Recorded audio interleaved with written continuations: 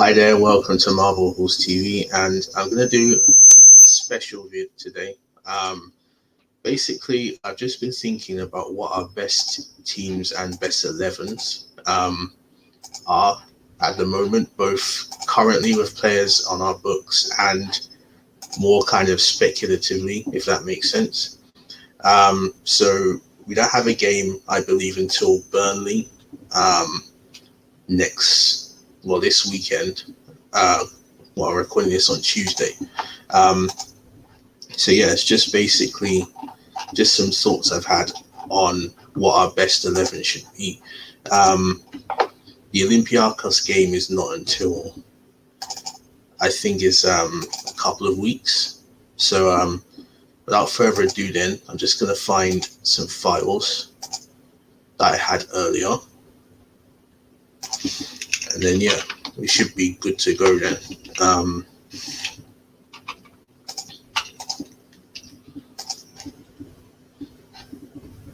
So just bear with me for a few moments.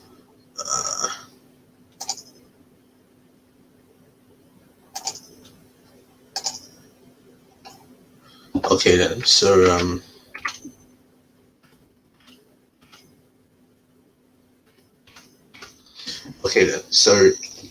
this first pick, as you can see, hopefully you should be able to all see that. This first pick, as you can see, is basically an 11 of players that we have currently in our team now. So just my first strongest 11, in my opinion. Hang on just a moment. I just want to increase the size of the thing if that's possible. On resize.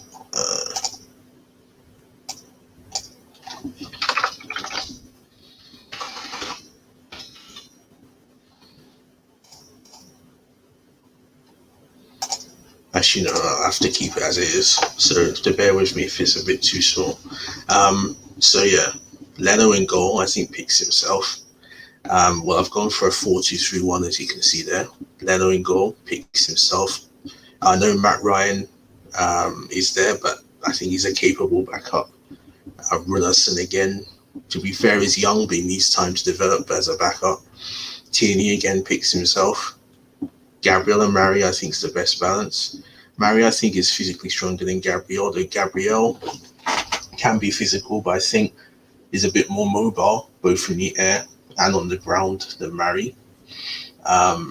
Suarez, for me, is a better right back than Hector. I think he can defend better, and Hector offensively is not bad, but I think Suarez, I think his crossing is better.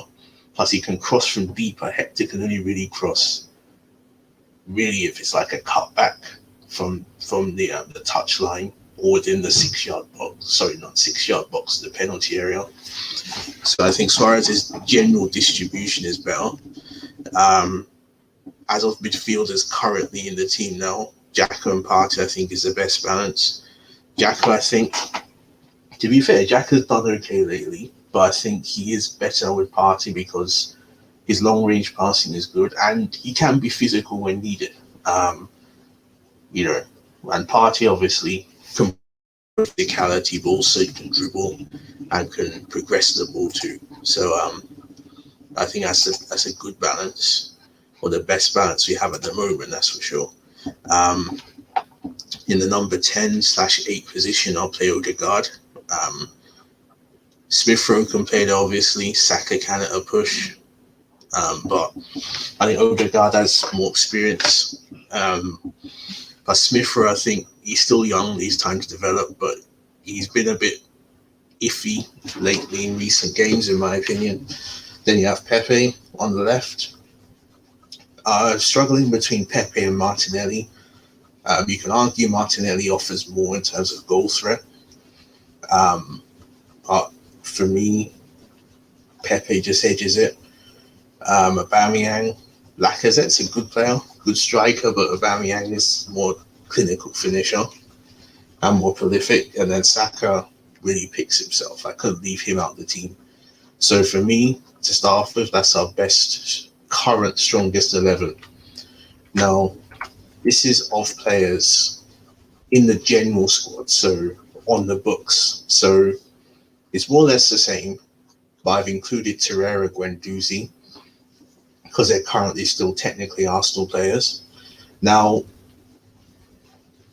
with Torreira is a kind of different kind of player to Partey. He's combative, and he can progress the ball, but not so much compared to Partey. But I think that'll be an excellent balance. Guendouzi, again, is not combative, but can progress the ball, so he can alternate with Partey.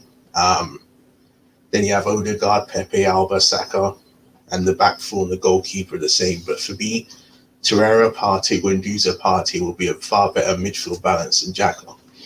But to be fair, Xhaka's done okay in the last month or so, but Torreira, Guendouzi will be a definite upgrade. And as you can see here, this is my ideal side, if that makes sense, based on signings. And yeah, so Suarez, I'll keep it right back if we can get it back up, whether that's Ainsley, whether he wants to be that and wants more game time, which is understandable. I'll keep Gabriel, though I'll get Kanate from RB Leipzig. I'll keep Leno for now. The thing with Leno is that, yes, he's made mistakes, but he's generally a solid goalkeeper. The mistakes are the exception, let's be frank, or let's be honest. And look, Alisson's made mistakes at Liverpool. Is Alisson shit now? You know, you can't say that, can you? Ederson. De Gea's made mistakes. Lloris. You know, of the big six goalkeepers, Leno's definitely been up there in terms of consistent quality since he joined Arsenal. And that's, almost 3 years now. Yes, in terms of clean sheets, but perhaps not. But in terms of consistency of performance, I'll say yes. Probably only to say Alisson and Ederson are better because they won leagues or won a Champions League with Liverpool. Lloris, for me, has declined a lot since France won the World Cup. De Gea, to be fair, this season's been solid, but the past 2-3 years has made a lot of mistakes. Look at Chelsea. Look, Mendy's all right. He is an improvement over Kepa, but one can say that's not difficult considering how much. I think really the case with Kepa is how much he cost, because he was a world record keeper signing. If my man costs 20, let's say 30, 40 million, I don't think there would be as much heat on him, but he's not top levels at all. So Leno for me, and if we were to get a top level keeper, how much would that cost us? 80 million?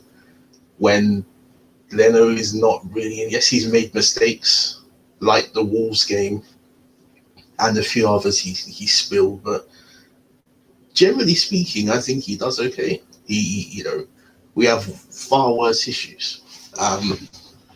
So going on to Tierney, left back, again, picks himself. If there's something about Tierney, in all honesty, I don't think defensively he's the strongest. And maybe an unpopular opinion, but I think the thing with Tierney is that offensively, he gets crosses in. And even his crossing is about 50%. But even still, I think it's more his tenacity, his passion, his work rate. And, I think he has the mentality to be a genuine world-class left-back. He's not yet, but he's young. If he can sustain himself for another 2-3 years, I think he definitely can be top levels. Now, Guendouzi, Bissouma. I think Bissouma and Partey will be an excellent balance, but so will Guendouzi. That's why I've put the slash there. Bissouma, I believe, plays for Brighton, and I can't see Bissouma staying there at Brighton forever. And then the number 10, Grealish. I know Grealish doesn't necessarily play number 10, he can play left, but I'd give him a free role. So Pepe wouldn't just stay on the left, neither would Saka stay on the right. They'll all interchange. I think for striker, we're good for now.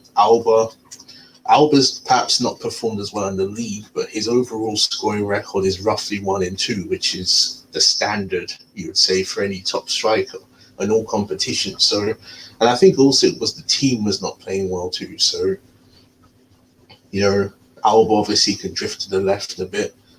So yeah, that for me will be an excellent attack. And if we could get this team, and that's a big if, then I think that's a potentially top 4 team, at least top 6.